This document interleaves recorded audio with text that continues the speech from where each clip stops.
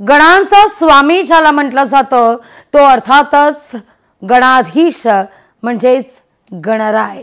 सर्वत्र गणेशाचं उत्साहात स्वागत होत आहे। घरोघरी बाप्पा विराजमान झालेला आहे। या निमित्तानं हबहब क्रांतिगीता महाबळ या नेमक्या काय म्हणतायत, काय सांगू पाहतायत, ऐकूया।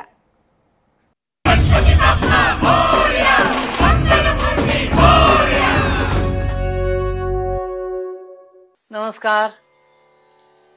आज भाद्रपद शुद्ध चतुर्थी, गणेशोत्सवाला सुरुवात होती आहे आणि घरोघरी गणपती आले आहेत, सार्वजनिक सुद्धा आणि खाजगी आपल्या घरचे सुद्धा। सगळ्यांच्या पूजा अर्चा झाल्या असतील आणि साधारण या गणपती बद्दल थोडीफार माहिती सर्वसामान्य माणसाला मिळावी या हेतूने आपण हा कार्यक्रम सुरू करतो आहोत। या 10 दिवसांमध्ये जमेल तितकी गणपतीची माहिती आपण सांगू। अनेक चॅनेल सांगत असतील, अनेक प्रवचनकार, कीर्तनकार या पूजा करणारे, सांगणारे या देवाची माहिती सांगत असतील। आपल्याला सगळ्यांना माहिती आहे की आदिदेव म्हटलं जातं। कोणत्याही चांगल्या कामाची सुरुवात ही गणपतीच्या पूजनाने होत असते। त्याचं नमन करताना अगदी रामदास स्वामींनी सुद्धा गणाधीश जो ईश सर्वा गुणांचा, मुळारंभ आरंभ तो निर्गुणाचा, नमू शारदा मूळ चत्वारी वाचा, गमूपंथ आनंद या राघवाचा। त्यांचं आराध्य हे प्रभू रामचंद्र होते, राघव होते, पण तरी सुद्धा त्यांच्या पूजेसाठी त्यांनी सुरुवात जी केली आहे ती गणेशाच्या पूजनाने केलेली आहे, गणेश वंदनाने केलेली आहे। सगळ्या संतांनी हे पाळलं आहे की प्रत्येक चांगल्या गोष्टीची सुरुवात ही गणपती पूजनाने होते। ज्ञानेश्वर माऊली सुद्धा त्या गणपतीची पूजा करतात। ओम नमोजी आद्या वेद प्रतिपाद्या, जय जय स्वसंवेद्या आत्मरूपा, देवा तूची गणेशू सकलार्थमती प्रकाशू, म्हणे निवृत्ती दासू अवधारी जोजी। निवृत्ती दास असं स्वतःला म्हणून घेतात। बरेच वेळा आपल्याकडे दास या शब्दाचा नेमका अर्थ आपल्याला माहित नसतो बरं का।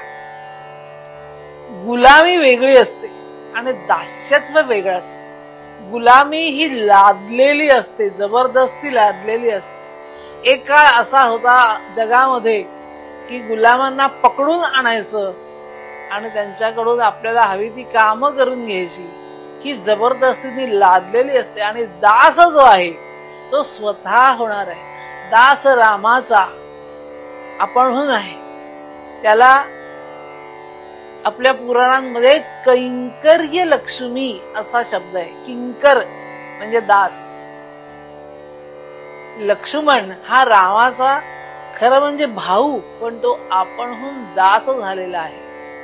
हनुमान हा रामाचा दास म्हणवतो स्वतःला। खरा तो दूत आहे, पण तो स्वतःला दास म्हणवतो, कारण स्वतःच्या मनाने त्यांनी आमच्याकडे भिकारदास नावाचं आमचं मंदिर आहे, रामाचं मंदिर जे आहे त्याला मारुती मंदिर, त्याला भिकारीदास असं म्हणतात। त्यांचं म्हणणं असं होतं, तिथे भिकारीदास नावाचे एक साधू होते आणि ते म्हणले की श्रीमंत माणसाचा दास कोणीही होईल, त्याला फायदा आहे त्याच्यामध्ये। पण ज्या काळात रामाजवळ काहीही नव्हतं, रामाची पत्नी पळवली गेली होती रावणाकडून, राम राज्य हरवून, राज्य सोडून वनवासात आलेले आहेत, अशा वेळेला त्या रामचंद्राचा आपणहून दास झालेले हनुमान,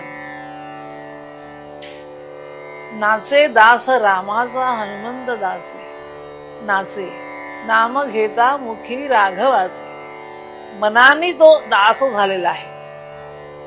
असे जे दास आहेत त्यामध्ये म्हणे निवृत्ती दासू अवधारी जोशी, निवृत्ती या गुरुचा दास झालेले ज्ञानेश्वर माऊली म्हणते। सगळे लोक ऐसा गणेश मंगल मूर्ती तो म्या स्तविला यथामती वांछा धरणी चित्ती परमार्थाची. ज्याला परमार्थ हवा आहे त्यांनी गणपतीची पूजा करावी, गणपतीचं नाव घ्यावं असं अनेक संतांनी सांगितलं. ऐहिक सुख सगळ्यांना हवं असतं, पारमार्थिक सुख पाहिजे असं म्हणणारे फार थोडे आहे. देवच मला पाहिजे असं म्हणणारे फार कमी असतात. देवाकडून काहीतरी हवं असतं. देवानं मला संपत्ती द्यावी, देवानं मला पत्नी द्यावी, देवानं मला ऐश्वर्य द्यावं, देवाने मला काहीतरी द्यावं असं मागणी करणारे खूप लोक असतात. मला देवच हवा आहे असं म्हणणारे खूप कमी आहेत. ते खरे आपणहून दास होणारे जे असतात ते असं मागतात, मला देवच हवा आहे, देवाकडून काही नको आहे, संपत्ती नकोय, सत्ता नकोय, दुसरं काही नकोय, मला देवच हवा आहे असं म्हणणारे जे आहेत ते संत आहेत किंवा ते स्वतःहून दास झालेले आहेत. सगळ्या संतांनी आपल्या चांगल्या कृतीच्या वेळेला पहिली सुरुवात ही गणपतीच्या स्तवनाने केलेली आहे, गणेशाच्या पूजेने केलेली आहे. वांछा धरणी चित्ती परमार्थाची. जर परमार्थामध्ये आम्हाला प्रगती करायची असेल, आपल्याला सगळ्यांना संकट नाशन स्तोत्र माहिती आहे. त्याच्यामध्ये या स्तोत्राने काय फायदा होतो? विद्यार्थी लभते विद्या, धनार्थी लभते धनम, पुत्रार्थी लभते पुत्रान आणि मोक्षार्थी लभते गतिम. ज्याला जे हवं ते मिळतंय. मोक्षार्थी जो आहे त्याला गती मिळते. आपल्याकडे एक चुकीची समजूत आहे बरं का. आपण कोणी गेलं अशी वार्ता आली की त्याला शांती मिळव म्हणतात. May his soul rest in peace. त्याला शांती मिळव. आत्मा हे चैतन्य आहे, त्याला शांती कधी मिळत नाही. तो सतत प्रगतिशील असतो, सतत चलन असतं. त्याला सद्गती मिळावी असं आपल्या लोकांनी मागायचंय देवापुढे. आणि त्याच्यामध्ये भगवद्गीता सांगते की जो चांगला असेल, सत्वस्थ असेल, सत्वगुणी असेल त्याला उत्तम गती मिळते. जो मध्यम मनुष्य असेल वागणारा त्याला मध्यम गती मिळते. आणि जो वाईट असेल त्याला अधोगती मिळते. म्हणजे कुठल्याही प्रसंगी त्याला गतीच मिळणार आहे, शांती नव्हे. शांती कुणासाठी असते? ज्यांना थडग्यात कायम पडून राहायचं असतं त्यांच्यासाठी शांती असते. आपल्याकडली संकल्पना अशी आहे की आपल्याकडे शांती नाही, त्याला गती मिळते. चांगली किंवा वाईट त्याच्या कर्मानुप्रमाणे. कर्मानुगो गच्छती जीव एक. तुमचं जे आयुष्यभर कर्म झालं असेल त्या कर्माप्रमाणे तुम्हाला गती मिळते. चांगलं कर्म झालं असेल तर सद्गती मिळते, वाईट कर्म झालं असेल तर वाईट गती मिळते. आणि म्हणून आपले जे प्रेमी लोक आहेत ते म्हणतात सद्गती मिळावी, चांगली गती मिळावी. आणि ते कोणाच्या हातात आहे? तर ते गणपतीच्या हातामध्ये आहे. तो गती देणारा आहे. एवढंच नव्हे, तो परमार्थ देणारा आहे. आणि म्हणून परमार्थ ज्याला करायचा आहे त्याला सद्गती मिळावी, चांगल्या गतीला जावा. मोक्षार्थी लभते गतिम. अशा तऱ्हेची ही प्रार्थना आहे. आणि त्यामुळे आज गणपतीचं आगमन झालेलं आहे. त्या आगमनाच्या वेळेला सगळ्यांना त्यांच्या त्यांच्या कर्माप्रमाणे उत्तम गती मिळावी अशी आपण प्रार्थना करू. आणि आज थांबूया.